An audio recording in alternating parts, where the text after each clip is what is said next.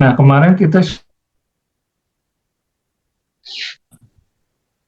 sebelumnya ya di bab ini yaitu terkait dengan satu, harus menghormati tanjimi ilmu wa ahliha, yaitu harus menghormati dan tanjim, mengagungkan. Tanjim itu mengagungkan, bukan menyembah ya, mengagungkan guru, ustadz-ustadz kita dan ilmunya.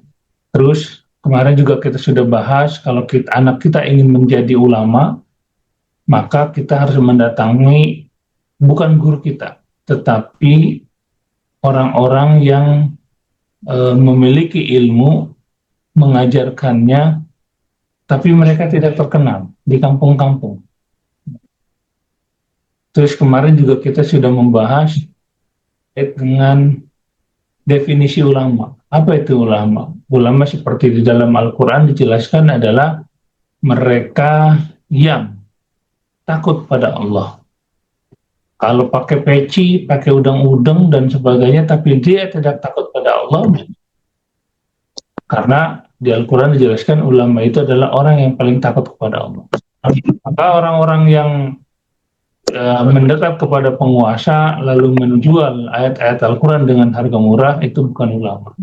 Yang tidak amar ma'ruf nahi munkar, yang mendiamkan kemungkaran yang dilakukan oleh orang kafir maupun oleh penguasa, itu bukan ulama. Bahkan sangat miris sekarang itu pondok pesantren yang di dalamnya ada ulama-ulama terkenal, ulama-ulama yang dianggap ulama-ulama besar, mereka melakukan kejoliman terhadap santri-santri mereka. Seperti yang kita ketahui sekarang sedang ramai seperti Al-Misri. Nah, ini sangat melukai hati kita sebagai kaum muslimin, yang harusnya kita agungkan, yang seharusnya kita muliakan. Orang-orang seperti ini malah menjual agama Allah dengan sangat. Yang berikutnya juga adab terhadap guru, yaitu tidak boleh berjalan di depannya, tidak boleh menduduki tempat tidurnya, tidak boleh memulai pembicaraan kecuali atas izinnya. Pak TU, yang lain tolong di-mute. Tidak boleh berbicara di hadapannya.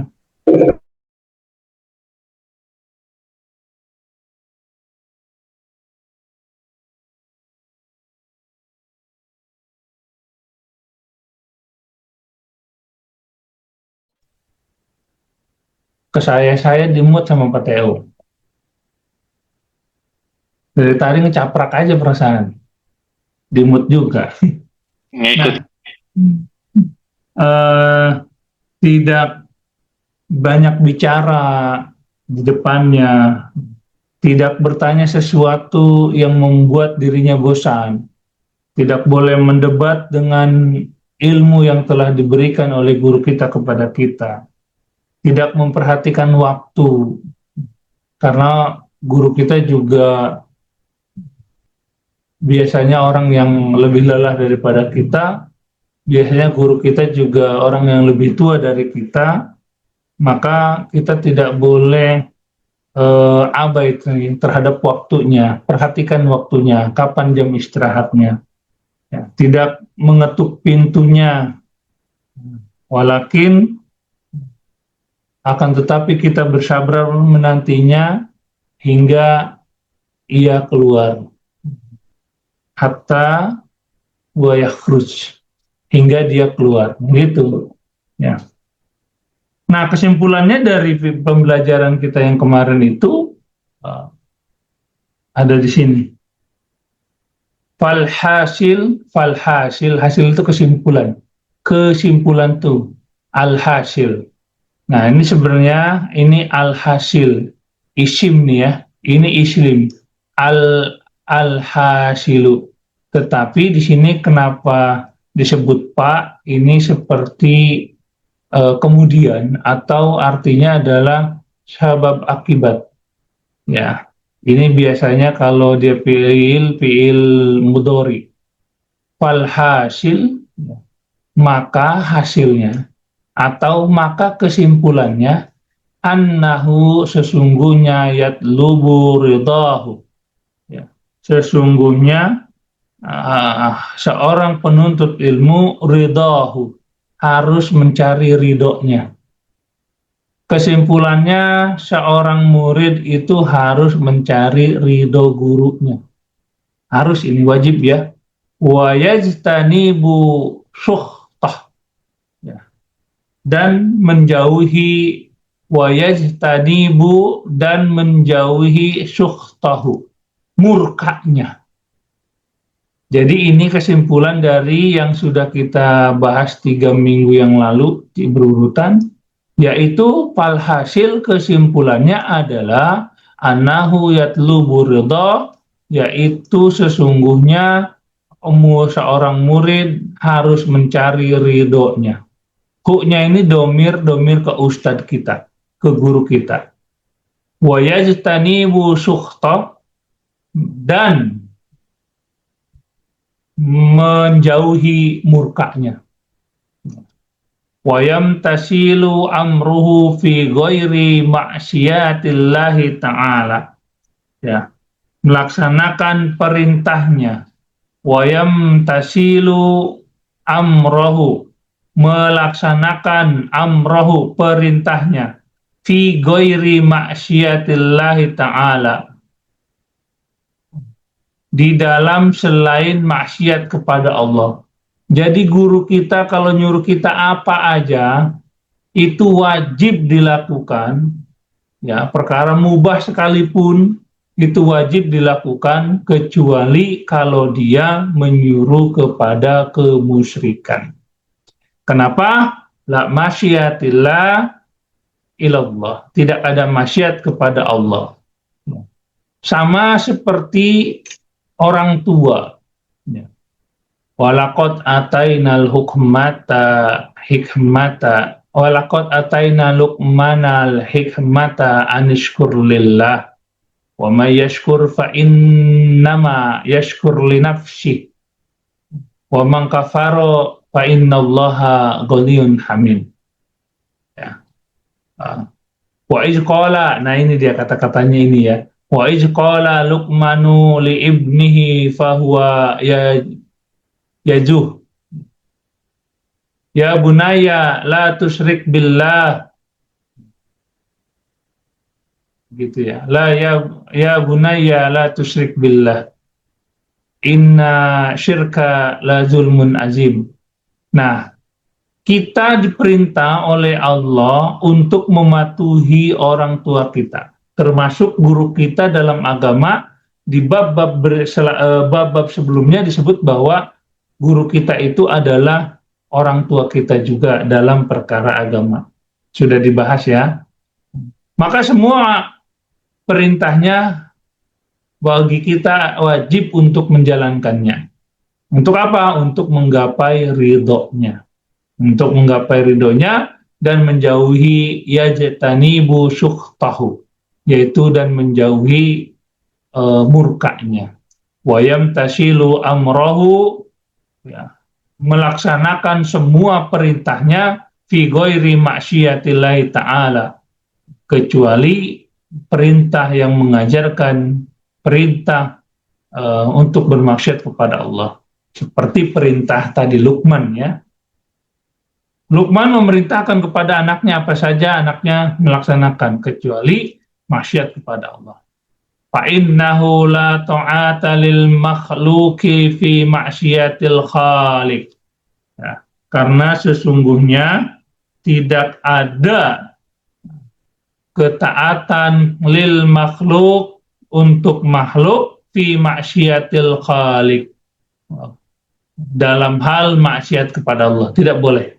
Termasuk orang tua kita, kalau menyuruh kita musyrik atau bermaksiat, suruh nyolong gitu, tidak boleh.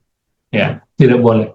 Kama qala Nabi sallallahu alaihi wasallam, Kama seperti ma apa-apa qala Nabi sallallahu alaihi wasallam telah bersabda.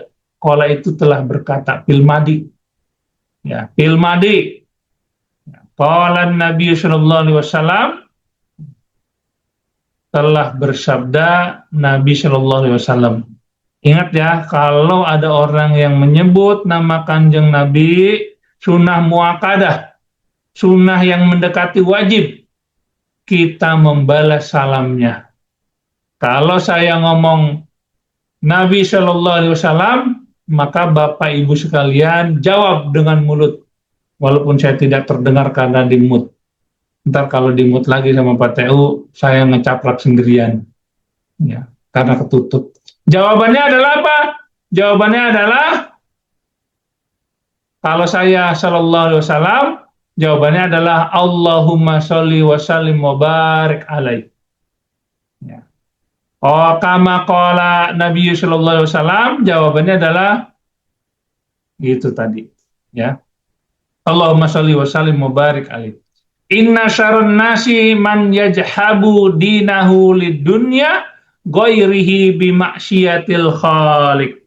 Ya.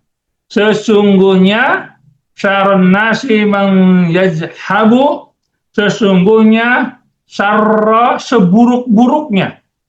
Syarra, inna syarra nasi, ini sesungguhnya, ya, seburuk-buruknya manusia.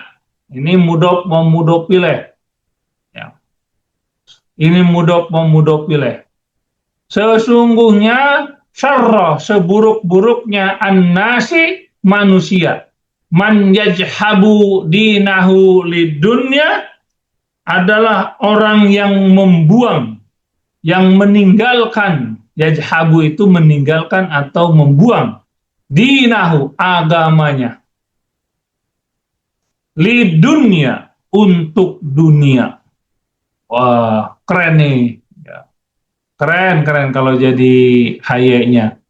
Sesungguhnya seburuk-buruknya manusia adalah yang mereka yang meninggalkan agamanya atau membuang agamanya lidunya untuk dunia, ya. Ghairihi bi maksiatil khaliq, dengan bermaksiat kepada Allah, dengan bermaksiat kepada agama. Nah, ya, hati-hati. Fir'aun itu buruk, Abu Jahal, Abu Lahab itu buruk, Hamam itu buruk, ya, penguasa-penguasa zalim itu buruk. Tetapi mereka akan lebih buruk dan rakyat biasa pun akan menjadi buruk. Saya dan antum semua akan menjadi yang paling buruk jika kita meninggalkan agama kita demi dunia yang secuil. Meninggalkan syariat Islam, tidak menerapkan syariat Islam dalam urusan rumah tangga, masyarakat maupun bernegara, padahal kita mampu. Wa mahkum bima anzalallah fahuwa,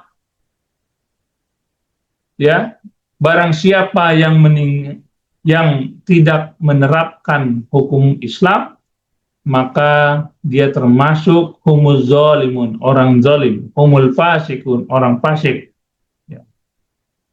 Humul kafirun, mereka bagian atau mereka adalah orang-orang kafir walaupun Islam. Nah, hadis ini banyak disinggung dalam kitab Nasyul Ibad karya Syekh An-Nawawi Al-Bantani. Ya, insya Allah kitab kuning itu juga akan kita bahas nanti. Nasyul Ibad, untuk menyucikan jiwa-jiwa kita, untuk menyucikan hati kita. Ya, jadi hadis ini larangan kita mendekati penguasa untuk meminta jabatan.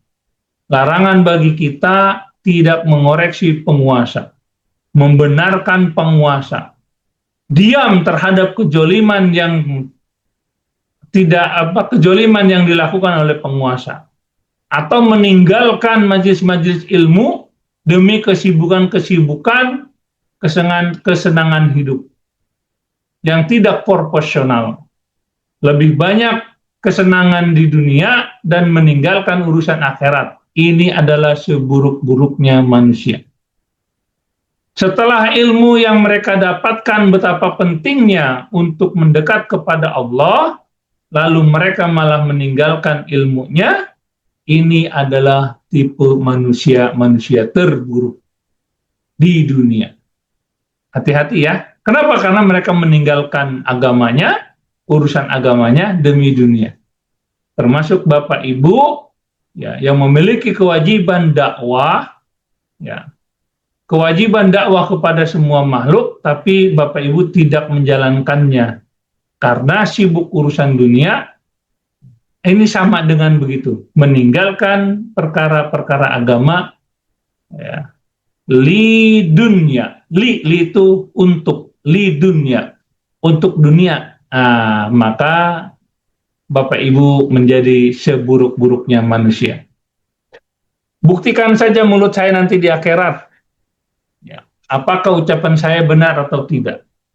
Nah, nanti di akhirat banyak orang menyesal. Oh, ternyata ya, yang disampaikan oleh Ustadz Ruhyat benar adanya. Tapi ketika di akhirat tidak bisa kembali lagi ke dunia. Kenapa? Karena kesempatan itu sudah habis. Maka sebelum itu, kenapa kita disebut beriman? Karena kita percaya sebelum melihat. Kalau dalam ilmu filsafat, ini saja ya, selingan saja. Ada namanya tangible dan intangible. Tangible itu wajar kita percaya karena kita melihat. Intangible itu kita tidak percaya karena kita tidak melihat. Kenapa? Karena mereka memandang salah terhadap materi. Materi itu mereka sebut lihat. Tapi fakta yang terlihat itu materi. Padahal pemikiran kita itu juga materi. Ya. Nah, jadi sesat. Jadi sesat. Jadi mereka menganggap surga neraka itu nggak ada. Jadi nggak usah kita taat pada Allah. Kenapa? Karena surga dan neraka itu tidak terlihat, intangible. Nah, itu dulu saya pernah debat masalah itu. Nah, kita kenapa disebut beriman? Karena kita mempercayai sesuatu yang tidak kita lihat. Makanya kita disebut orang yang percaya. Kenapa percaya? Karena kita mempercayai sesuatu yang belum kita lihat, surga dan neraka. Ya, maka kita disebut beriman. Saya kembali lagi sampaikan, ibu bapak yang lalai terhadap dakwah, ya, tidak mau memotivasi diri sendiri, kudu digeber-geber saja, dipecut seperti kuda, hati-hati di akhirat akan ditanya oleh Allah. Kenapa tidak mau berdakwah? Kenapa tidak mau menuntut ilmu untuk dakwah? Oh, karena saya sibuk urusan dunia ya Allah, maka ya antum syarrun nas, kalian adalah orang-orang terburuk. Kenapa ya Rasulullah? Mang yajhabu dinahu lidunya, karena kalian meninggalkan urusan agama kalian demi dunia. Itu ya. Ngeri. Yang berikutnya, wa min taukirihi. Di antara bentuk menghormatinya guru kita, taukiru auladihi wa man yata'allaqu bihi. Di antara kita menghormati guru-guru kita adalah wa taukirul auladihi, yaitu menghormati anak-anaknya. Yaitu menghormati anak-anaknya, wa man yata'allaqu bihi, dan siapapun yang terhubung dengannya. Hormat. Kalau kita punya guru kita masih punya bapak, hormati bapaknya. Masih punya ibu, hormati ibunya. Punya kakak adik, hormati kakak adiknya. Ya. Bahkan di sini dijelaskan taukiru auladi, hormati anak-anaknya. Ya. Karena ketika anak-anaknya tidak ridho, ya. Lalu bapaknya juga tidak ridho, ibunya tidak ridho, hilanglah ilmu kita. Kita punya ilmu banyak di otak, tetapi karena guru kita tidak ridho, guru kita murka terhadap kita, ilmunya hilang nggak? Ilmunya tidak hilang. Dia mengetahui dan dia mengingat mungkin. Walaupun di dalam beberapa riwayat, ilmunya hilang. Walaupun seandainya ilmunya tidak hilang, keberkahan pemahamannya, ya, faqih fuddin, ya, yaitu pemahamannya, faqih fiddinnya, itu dicabut oleh Allah. Dia hanya menampung tulisan-tulisan di otak, tapi hakikatnya dia tidak memahami apa maksudnya. Banyak ilmu tetap bermaksiat. Banyak ilmu tidak membuat dirinya berwibawa. Banyak ilmu tapi kosong. Makanya salah satu menghormati guru-guru kita adalah tauqirul auladi, yaitu menghormati anak-anaknya, waman yata'allaqu bihi, dan orang-orang yang memiliki hubungan dengannya. Buku ini luar biasa ya, seharusnya kita sudah paham ini ya. Kenapa? Karena luar biasa. Mana yang tadi? Wakana ustazuna, dan karena itu keadaan, dan seperti yang telah dikatakan gitu ya. Seperti yang telah dikatakan, wakana itu keadaan maksudnya. Wakana ustazuna, ya, yaitu ustadz-ustadz kami, Syekh Islami Burhanuddin Sohib. Sohib itu artinya mengarang. Ustadzuna, ustadz guru-guru kami, Syekh Islam Burhanuddin Sohib. Sohib itu gini, Sohib itu kalau teman-teman mendengar kata sohib di Indonesia itu apa? Teman dekat kan? Sahabat. Teman dekat. Ya. Pak TU teman dekatnya Bang Dirman. Ini seperti buah pinang yang dibelah sama bulldozer. Ya. Itu tidak ada perbedaan. Dari dulu sahabat karib. Ya. Terus Bang Rodiansyah, temannya Bang Doni. Kan seperti pinang di buah kampak, tapi yang belakangnya. Nah itu teman, sohib namanya. Ya, Bang Dirman temannya adalah baju kotor sama cucian kotor, karena setiap hari mereka dekat tuh. Ya. Nah, lalu apa yang dimaksud sohib dalam kitab-kitab ulama terdahulu? Nah, sohib itu adalah mengarang, artinya mengarang kitab. Ya, jadi teman kita ini adalah kitab yang ditulis oleh kita. Saya punya beberapa buku. Nah itu sohib saya itu. Buku yang saya tulis itu sohib saya. Kenapa maksudnya? Karena ulama menulis kata sohib ini, nanti ketika di akhirat, ketika di alam kubur, saya nggak punya teman. Ketika saya meninggal dunia, murid-murid saya, keluarga saya, paling beberapa jam di kuburan. Kan nggak mungkin. Ingin masuk ke dalam bersama, nggak mungkin. Saya sendirian, saya nggak punya sahib. Lalu sahib saya siapa? Sahib saya adalah pahala yang diakibatkan oleh buku-buku yang telah dibaca dan diamalkan oleh orang-orang setelah saya meninggal. Paham? Makanya ulama zaman dulu mengatakan sohib. Sohib itu adalah karangan. Jadi bacanya gini, Al-Ustaduna Syekhul Islamiyah Burhanuddin Sohibul Hidayah. Ya. Ustaduna, guru-guru kami Syekh Islam Burhanuddin, pengarang kitab Hidayah. Gitu bacaannya. Ya. Rahmatullahi alaihi yahki. Ya. Semoga Allah merahmati beliau. Semoga merahmati beliau.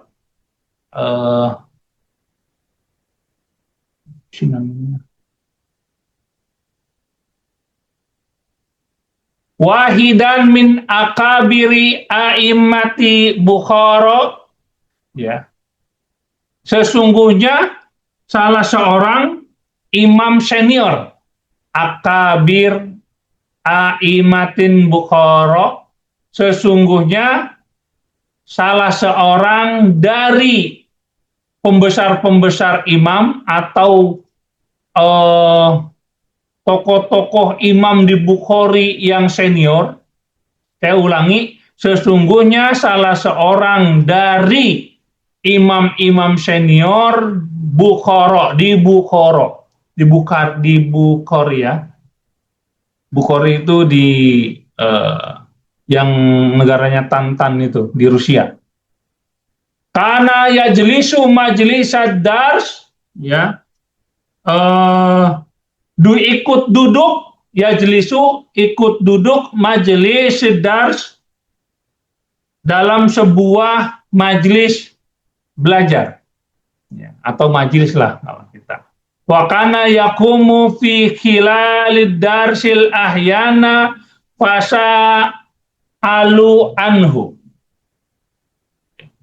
Kadang-kadang dia berdiri di tengah-tengah pelajaran. Kila idar wa kana yaqumu fi khilalidar. Kadang-kadang dia yaqumu berdiri fi khilalidar dalam atau di tengah-tengah pelajaran. Jadi ada ulama senior lagi halaqah, ulama-ulama pada duduk. Dia lagi ngajar ulama senior itu. Ya. Kadang-kadang dia berdiri, kadang-kadang dia duduk. Kadang-kadang dia berdiri lagi, kadang-kadang dia duduk. Ahyana fasa'alu anhu. Ya. Lalu kemudian murid-muridnya itu bertanya kepadanya tentangnya. Anhu itu tentangnya.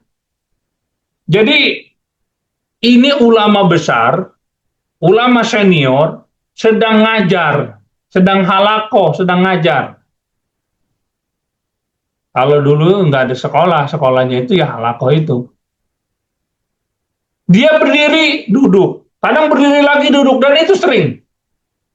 Lalu muridnya bertanya, ahyana fasa'alu anhu. Lalu mereka bertanya tentang dirinya, tentangnya apa maksudnya begitu. Faqala, dia menjawab. Dia menjawab, ya. Inna bana ustazi, sesungguhnya anak guruku, katanya, yal'abu, dia sedang bermain. Ma'asibyan, dia sedang bermain, fisikah. Maksudnya apa? Sesungguhnya putra guruku sedang bermain dengan teman-temannya.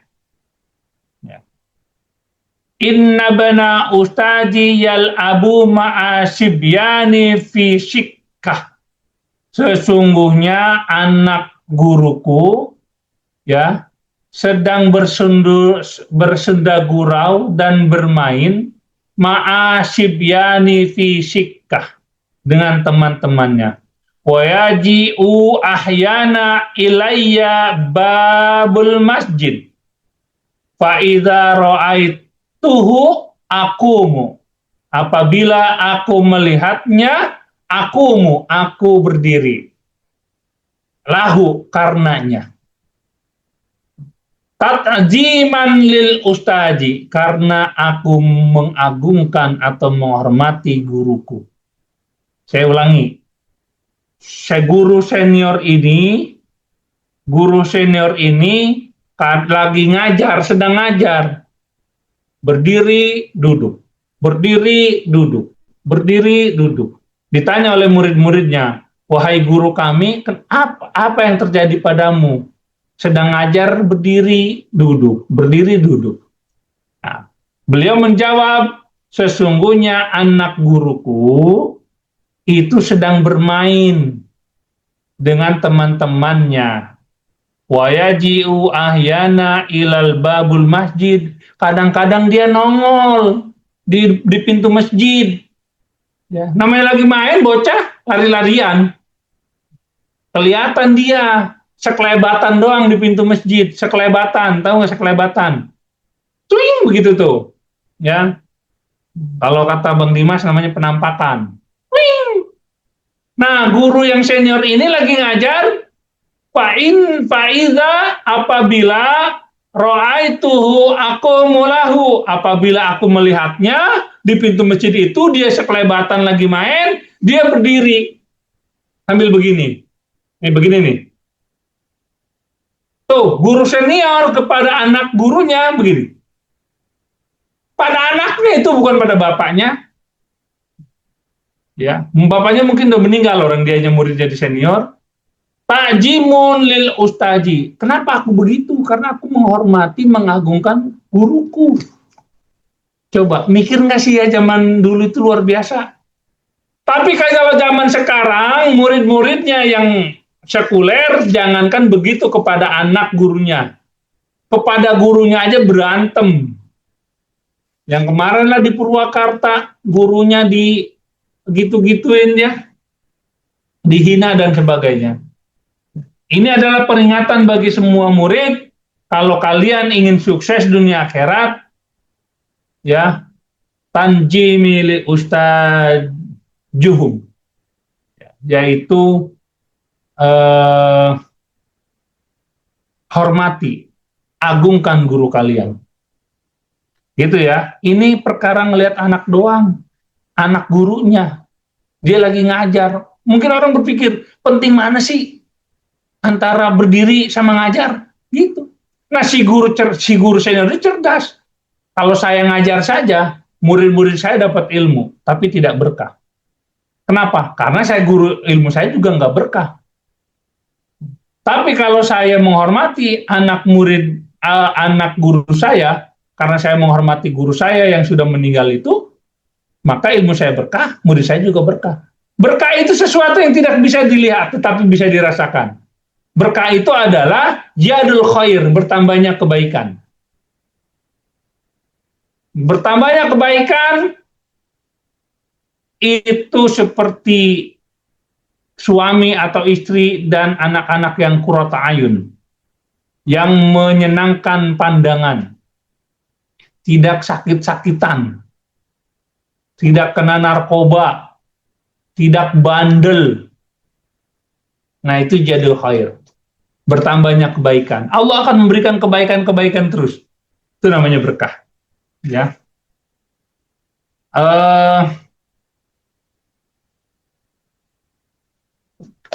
Mana nih? Saya ingin menjelaskan sebelum ke situ adalah pelajaran yang tadi, bahwa sesungguhnya banyak kisah-kisah dalam kitab Syiar Alam An-Nubala tentang keteguhan murid kepada gurunya, tentang tanjim murid kepada gurunya. Banyak sekali. Seperti kisahnya Nabi Musa kepada Nabi Khidir. Ya. Dalam surat Al-Kahfi ayat 60 sampai 82. Silakan santri dicatat, nanti ujian sanad ini keluar insya Allah. Ya. Jadi dalam surat Al-Kahfi ayat 60 hingga 82, kisah tentang standar emas pendidikan dalam Islam, standar emas seorang murid yang teguh mengikuti gurunya. Kalau zaman-zaman dulu, itu murid-murid itu sering mengikuti gurunya kemanapun dia pergi. Berkelana, gurunya kemana, muridnya ikut. Kenapa? Karena kemarin saya sampaikan, gerak-gerik guru dan diamnya itu adalah ilmu. Ya. Jangan salah milih guru. Imam Syafi'i. Ya. Ada Imam Syafi'i terhadap Imam Malik gurunya. Ya. Takut diomelin, takut diusir oleh Imam Malik, karena Imam Malik pengajarannya itu keras. Ini ada dalam kitab Syiar Alam Nubala, ada dalam kitab Manaqib Imam Syafi'i. Banyak nih. Nah ini, di kitab ini disebutkan, Imam Syafi'i itu sampai menghafal kitab Muwatta Imam Malik. Sehari beliau membaca 300 kali kitabnya, sampai hafal per halaman. Jadi beliau membaca kitabnya 300 kali sampai hafal. Kenapa? Ini gigihnya Imam Syafi'i terhadap gurunya, yaitu Imam Malik. Yang berikutnya, ya, ketika majelis, di sebuah majelis, di sebelahnya Imam Syafi'i sedang belajar kitab Muwatta Imam Malik. Ya. Beliau sangat hati-hati. Beliau mengatakan dalam kitab Manaqib, ya, yang ditulis oleh murid-murid beliau terhadap beliau, beliau mengatakan, beliau itu, kalau di saya namanya kitab besutan. Ya. Nanti yang ada dalam grup besutan silakan dibuat kitabnya itu ya.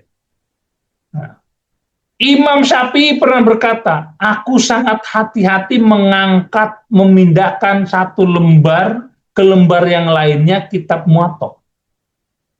Kenapa? Karena aku khawatir guruku Imam Malik terganggu dengan suara kertas yang aku balikan. Bisa dibayangkan nggak tuh? Model kertas doang.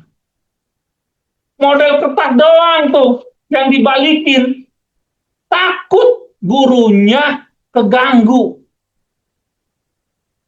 Coba pelan-pelan beliau membalikannya kertas. Kalau di kita kan enggak. Lagi halaqah kurang ajar. Ada telepon, diangkat. Lagi halaqah, handphonenya bunyi.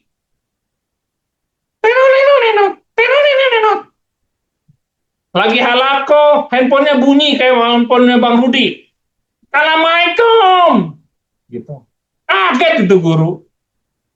Nah, Imam Syafi'i tidak begitu. Saking menghormati gurunya, Imam Syafi'i membalikan kertas ketika dia membaca kitab Muwatta aja pelan-pelan banget. Beliau mengatakan begitu.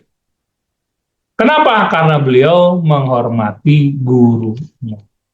Takut gurunya mendengar suara gesekan kertas, sehingga gurunya terganggu.